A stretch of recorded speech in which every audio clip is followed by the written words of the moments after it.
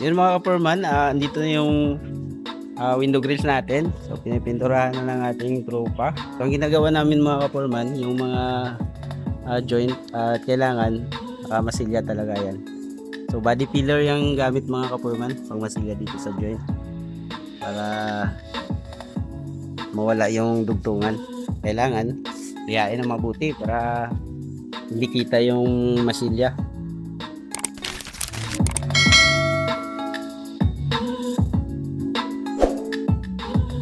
Ito na yung finish mga kapurman. So kulay black yung pintura natin dyan. Yan. So na final coating na yan. Tatlong coating yan. Tagal mag-feed yung o mabaklas yung pintura. So solvents yung gamit natin mga kapurman. Ito yung tirador natin mga kapurman.